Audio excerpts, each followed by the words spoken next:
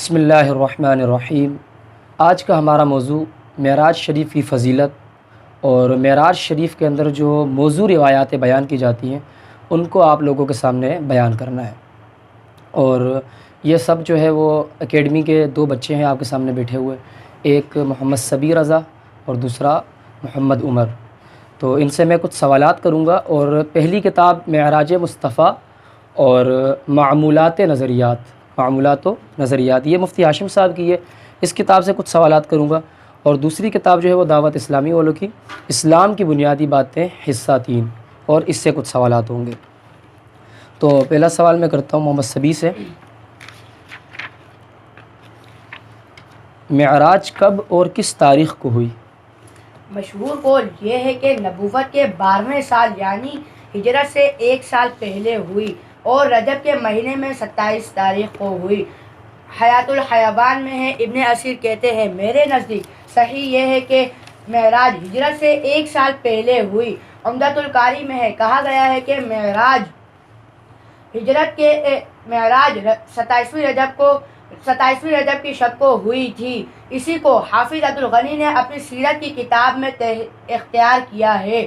اور خزائن العرفان میں ہے، نبوت کے 12ویں سال سید عالم صلی اللہ تعالی علیہ وآلہ وسلم معراج سے نوازے گئے، مہینے میں اختلاف ہے، مگر اشہر یہ ہے کہ معراج 27ویں رجب کو ہوئی۔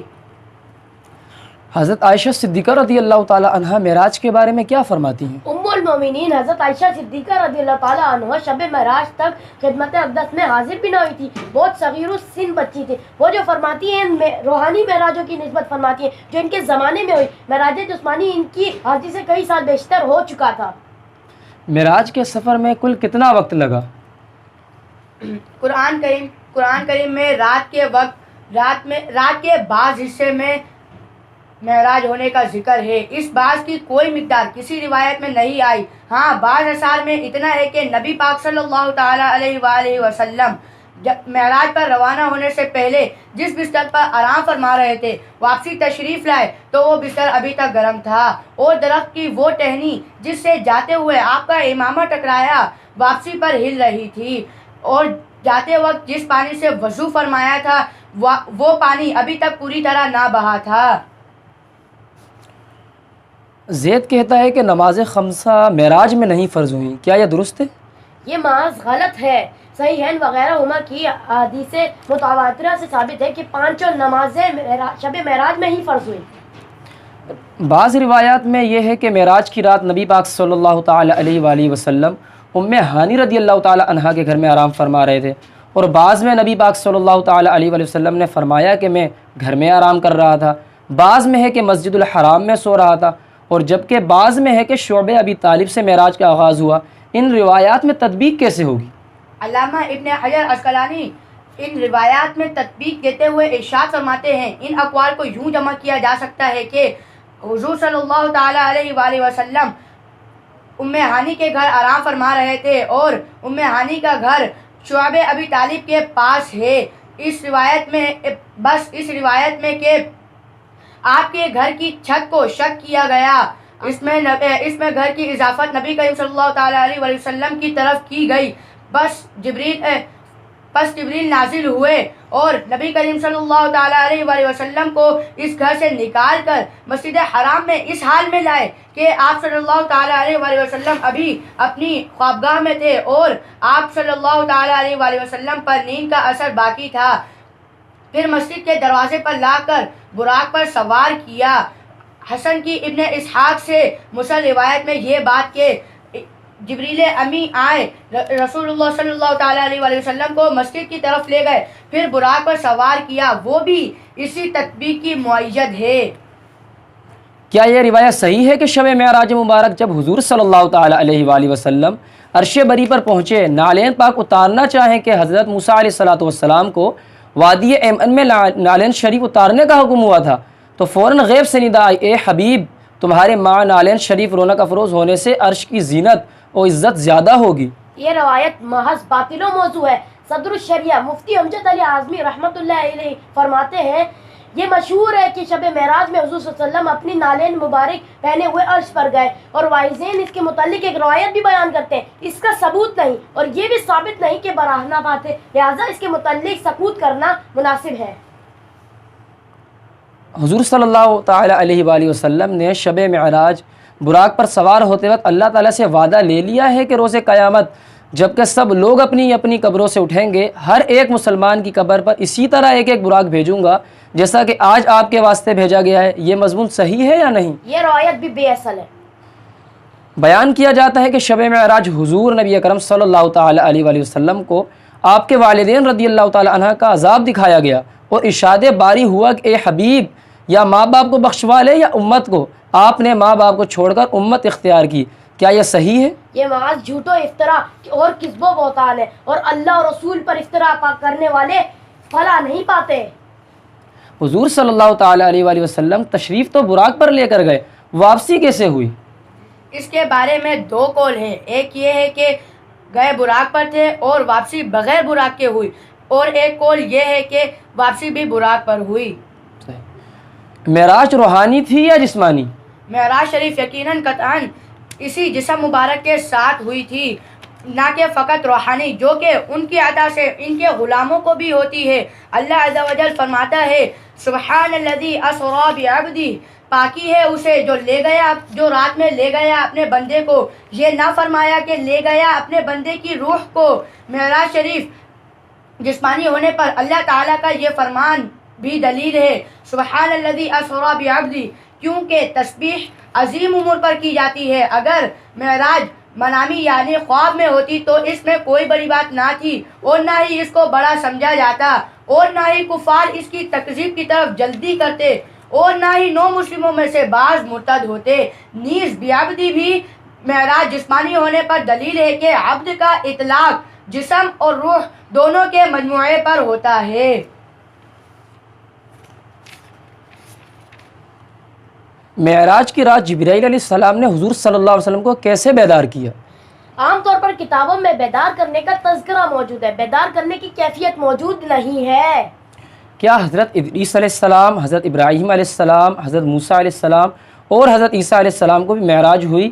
اور کیا اس سے ان انبیاء علیہ السلام کے وصف معراج میں حضور صلی اللہ علیہ وسلم سے برابری لازم تو نہیں آتی؟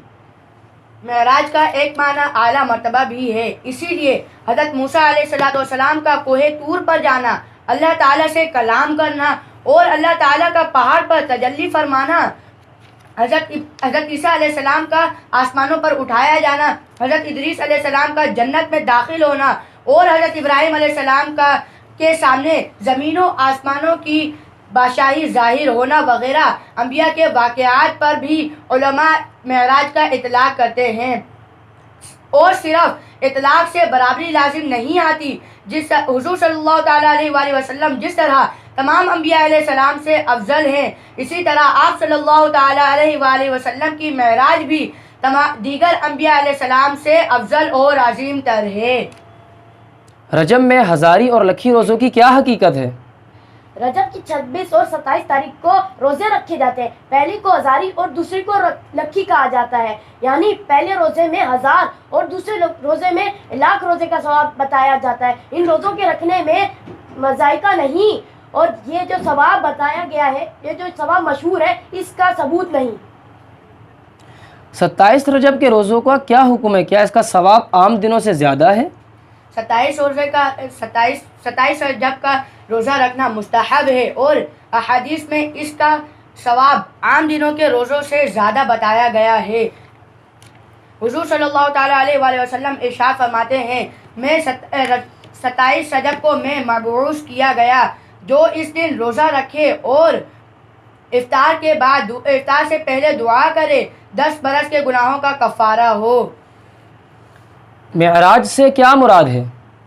تاجدار رسالت شہنشاہ نبوت صلی اللہ تعالیٰ علیہ وآلہ وسلم کو اللہ عز و جل نے مکہ مکرمہ سے بیت المقدس تک، اور پھر وہاں سے 7 آسمان اور کرسی و عرش تک، اور وہاں سے اوپر جہاں تک اللہ عز و جل کو منظور ہوا، رات کے تھوڑے سے حصے میں سیر کرائی۔ اس رات بارگاہ خداوندی میں آپ صلی اللہ تعالیٰ علیہ وآلہ وسلم کو وہ قرب خاص حاصل ہوا کہ کسی نبی اور فرشتے کو نہ کبھی حاصل ہوا اور نہ کبھی ہوگا۔ حضور صلی اللہ تعالیٰ علیہ وآلہ وسلم کی اس آسمانی سفر کو معراج کہتے ہیں۔ شب معراج سرکار مدینہ صلی اللہ تعالیٰ علیہ وسلم نے کیا کیا دیکھا؟ شب معراج سرکار مدینہ صلی اللہ علیہ وسلم نے عرش و کرسی، لوح و قلم، جنت و دوزخ، زمین و آسمان کا ذرہ ذرہ اور اللہ عز و جل کی بڑی بڑی نشانیاں دیکھیں، اور سب سے بڑھ کر آپ صلی اللہ علیہ وسلم نے اپنی سر کی آنکھوں سے جمال الہی کا دیدار کیا اور بغیر کسی واسطہ کے اللہ کا کلام سنا۔ معراج شریف کا تذکرہ قرآن پاک کی کس صورت میں ہے؟ معراج شریف کا تذکرہ قرآن پاک کے پارہ نمبر 15 سورہ بنی اسرائیل کی پہلی آیت میں کچھ یوں ہے: سبحان الذی اسری بعبدہ لیلا من المسجد الحرام الی المسجد الاقصی الذی بارکنا حولہ لنریہ من آیاتنا انہ هو السمیع البصیر۔ ترجمہ کنز الایمان: پاکی ہے اسے جو راتوں رات لے گیا اپنے بندے کو مسجد حرام سے مسجد اقصیٰ تک، جس کے گردا گرد ہم نے برکت رکھی ہے کہ ہم اسے اپنی عظیم نشانیاں دکھائیں، بے شک وہ سنتا دیکھتا ہے۔ شب معراج کس آسمان پر سرکار مدینہ صلی اللہ تعالیٰ علیہ وآلہ وسلم کی ملاقات کس نبی علیہ السلام سے ہوئی؟ سرکار مدینہ صلی اللہ علیہ وسلم کی ملاقات پہلے آسمان میں حضرت سیدنا آدم علیہ السلام سے ہوئی، دوسرے آسمان میں حضرت سیدنا یحییٰ اور حضرت سیدنا عیسیٰ علیہ السلام سے ہوئی، تیسرے آسمان میں حضرت یوسف علیہ السلام سے ہوئی، چوتھے آسمان میں حضرت ادریس علیہ السلام سے ہوئی، پانچویں آسمان میں حضرت ہارون علیہ السلام سے ہوئی، چھٹے آسمان میں حضرت موسیٰ علیہ السلام سے ہوئی، اور ساتویں آسمان میں حضرت سیدنا ابراہیم علیہ السلام سے ہوئی۔ ماشاءاللہ۔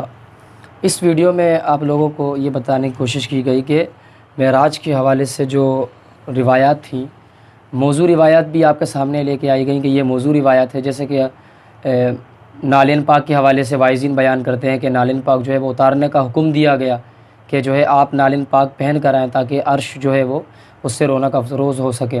اس طریقے کی روایت، اور حضرت عائشہ صدیقہ رضی اللہ تعالیٰ عنہا کی جو ہے روایت بہت جو ہے بیان کی جاتی ہے کہ وہ معراج کا انکار کرتی ہیں، جو انکار کرنے والے ہیں وہ اس کو زیادہ تر کوٹ کرتے ہیں، تو اس کو بھی بیان کیا گیا۔ اس طریقے سے اور بھی بہت ساری موضوع روایتیں جو ہیں، اور معراج کس تاریخ کو ہوئی، کس دن ہوئی، تو دن کے حوالے سے جو اختلاف تھا وہ ساری چیزیں تھیں، وہ بھی بچوں نے بتائی۔ اور آپ لوگوں سے گزارش کروں گا کہ یہ دونوں حفظ کے بچے ہیں، یہ سبھی ہے ماشاءاللہ، اس کا 7واں پارہ چل رہا ہے، اور یہ محمد عمر ہے، اور تقریباً 1.5 ماہ ہوئے ہیں اس کو میرے پاس آئے ہوئے، اور دوسرا پارہ اس کا مکمل ہونے والا ہے۔ تو آپ لوگوں سے گزارش ہے کہ ان دونوں کے لیے دعا کریں کہ اللہ تبارک و تعالیٰ ان کو اچھے انداز سے حفظ کرنے کی توفیق عطا فرمائے۔